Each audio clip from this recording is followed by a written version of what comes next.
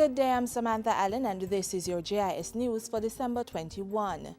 Jamaica and other small island developing states will benefit from some major decisions made during recent international negotiations on climate change. Portfolio Minister Robert Pickersgill gave the update earlier this week while reporting on the recent UN conference on climate change held in Doha, Qatar.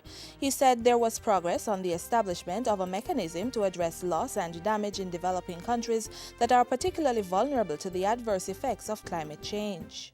This is of the utmost importance to Jamaica as ocean acidification caused by the higher than normal atmospheric concentration of carbon dioxide profoundly impacts marine life. He said several new institutions were created to enhance the future implementation of the UN Framework Convention on Climate Change.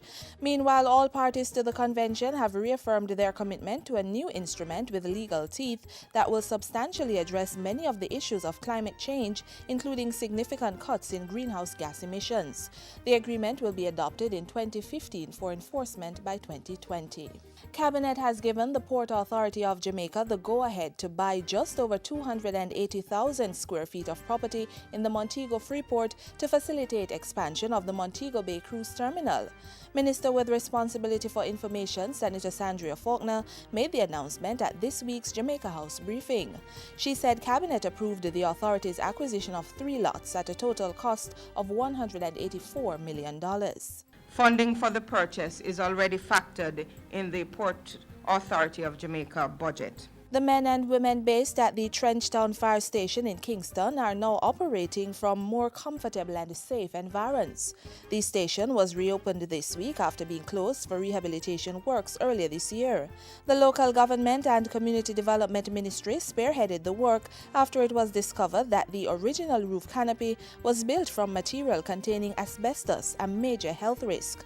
The $2 million rehabilitation project included removing all the asbestos material and installing a new roof, as well as repainting the building and carrying out minor electrical and plumbing work. State Minister Colin Fagan says the ministry is moving with alacrity to address similar concerns at other facilities. National and Traders completed the removal of the material from the Poor Relief Department on August 11th. As for the Port Royal Fire Station, an assessment was carried out by the Ministry of Labour's Occupational Health and Hazard Unit, and the brigade is awaiting a report on their findings. Public consultations will begin in January on government's plans to develop Jamaica as a global shipping and logistics hub. Industry, Investment and Commerce Minister Anthony Hilton says the consultations will start in Montego Bay through the network of the Jamaica Chamber of Commerce. Thereafter, we will identify a list of chambers in the various parishes that will be utilizing to speak to this very critical issue for Jamaica's growth and development. Numerous industry clusters will be integrated into this development.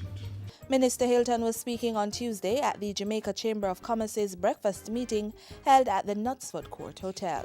And finally, 6 families in Hamilton Mountain St. Mary, whose houses were ravaged by Hurricane Sandy, were given newly constructed units Thursday. The houses were built by Food for the Poor through a partnership with the Red Stripes Diageo Foundation and the Eastern Parishes Hurricane Relief Fund. Red Stripe donated $5.7 million to the Hurricane Sandy relief effort, while Food for the Poor matched the private sector contributions up to $100,000. So we will be building, or currently building, 30 houses. 20 have been completed and another 10 will be completed by the end of the year. Food for the Poor's executive director says the families are also getting furniture for their houses.